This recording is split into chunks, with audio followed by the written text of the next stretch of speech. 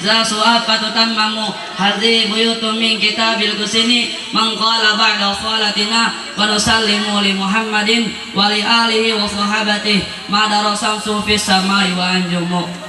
Faqad qala Allah ta'ala fil kitabil karim a'udzu billahi minasyaitonir rajim bismillahirrahmanirrahim kuntum khaira ummatin ukhrijat linnas ta'muruna bil ma'ruf wa tuhawuna 'anil munkar wa tu'minu billah. Al-ayah. Faqala Rasulullah sallallahu alaihi wasallam yaqulu lam yudallu 'ala an-nabiy sallallahu alaihi wasallam illa kana 'alaihim hasrata yaumal qiyamah. Al-hadis. Yang pertama-tama marilah kita panjatkan puji berserta syukur kita kehadirat Allah Subhanahu wa taala yang telah memberikan bermacam-macam kenikmatan dan beribu-ribu kenikmatan, dari mulai nikmat yang paling kecil sampai nikmat yang paling besar. Dan alhamdulillah kita semua bisa berkumpul kembali di acara yang mulia ini, acara yaitu Maulid Nabi, untuk memuliakan dan mengagungkan kelahirannya Nabi.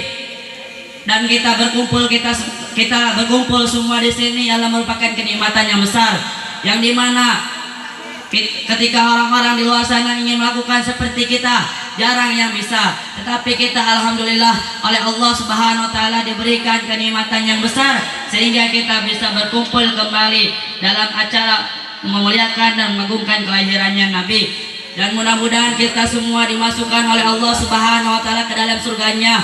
Amin ya rabbal alamin. Dan tidak lupa kepada keluarganya, dan tidak lupa kepada Nabi yang mulia, Nabi yang telah membawa dari itu khidan nasa minaz zulumati ilan nur, yang telah mengeluarkan umat manusia dari kegelapan menuju cahaya terang menerang, yaitu siapa? Habibana wa nabiyana wa maulana kanjeng Nabi Muhammad sallallahu alaihi wasallam. Tidak lupa kepada keluarganya, para sahabat-sahabatnya, dan kita selaku umatnya yang insya Allah selalu patuh dan taat terhadap ajaran beliau. Amin ya rabbal alamin.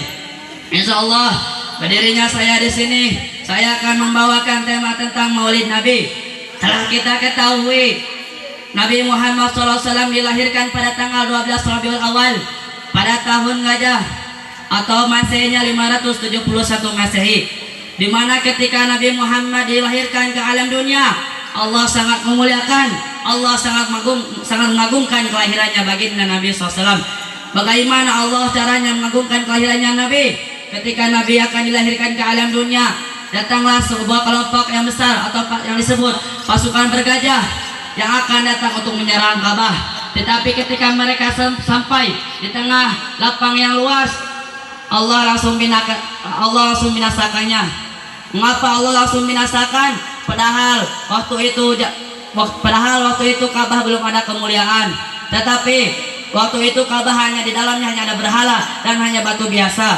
Tetapi mengapa Allah Subhanahu wa taala menghancurkan pasukan bergajah itu? Kenapa? Karena ikraman, memuliakan dan mengagungkan kelahirannya baginda Nabi Muhammad SAW. Dan berhala-berhala ketika kelahirannya Nabi Muhammad SAW Allah hancurkan, Allah runtuhkan. Mengapa Allah hancurkan berhala itu ketika kelahirannya Nabi? Tidak di lain waktu.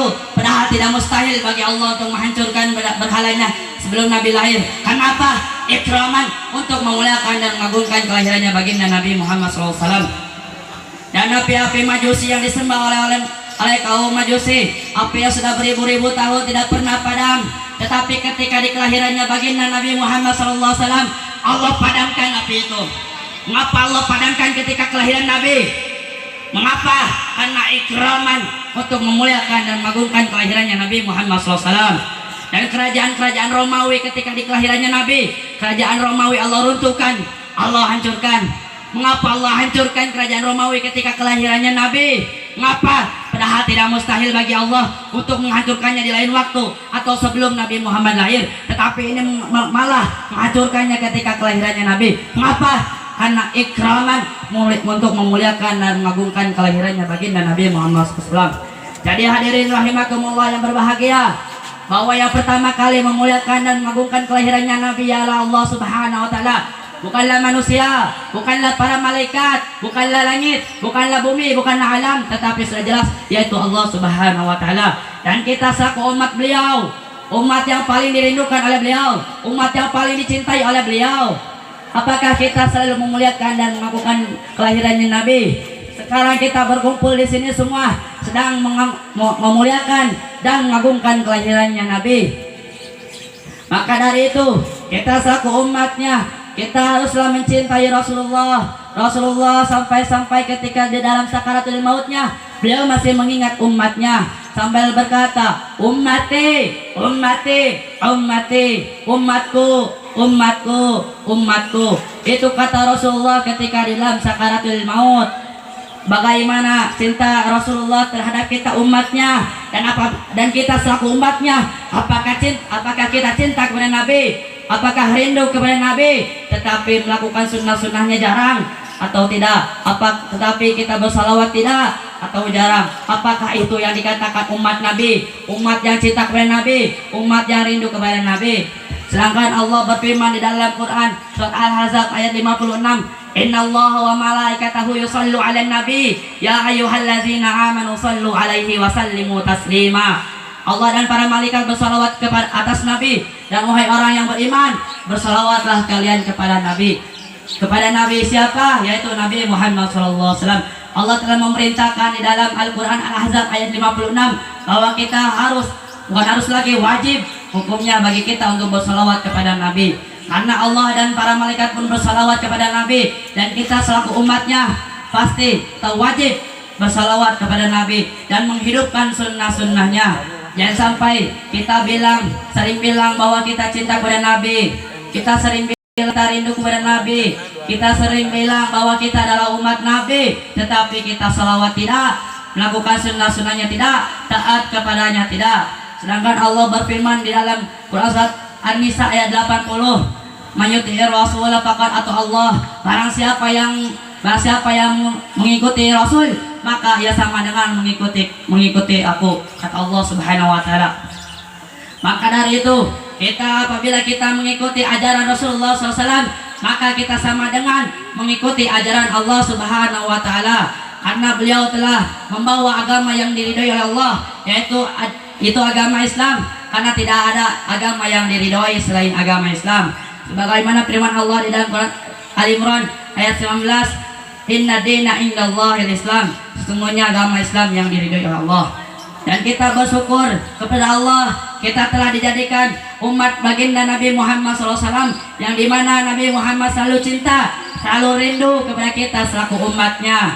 Dan sekarang kita umatnya pertanyakan kepada diri sendiri bahwa apakah sudah kita selalu bersalawat, apakah kita sudah melaksanakan sunnah-sunnahnya, dan apakah kita sudah memenuhi perintahnya dan menjauhi larangannya. Itu silakan dijawab di dalam hati hadirin rahimakumullah. Dan kita selaku umat Nabi, umat yang paling mulia, umat Islam, umat yang paling mulia, umat yang diturunkan oleh Allah Subhanahu wa taala, umat yang terbaik, sebagaimana firman Allah di dalam surat Ali Imran ayat 110.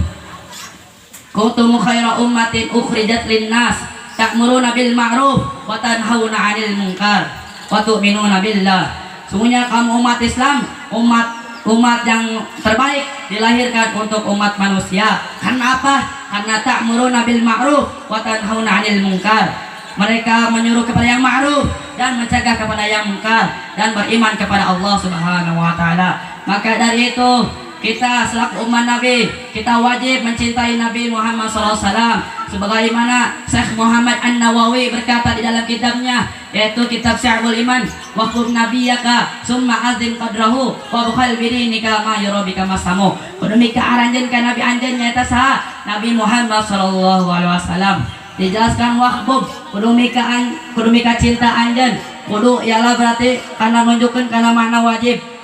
Bagaimana dina kitab usul fikih Mabadi Awaliyah karangan Ustaz Abdul Hamid Al-Hakim, al-aslu fil amril wujubi ila madalat dalilu ala khilafihi. Ari ngaran asal perintahnya itu menunjukkan karena makna wajib.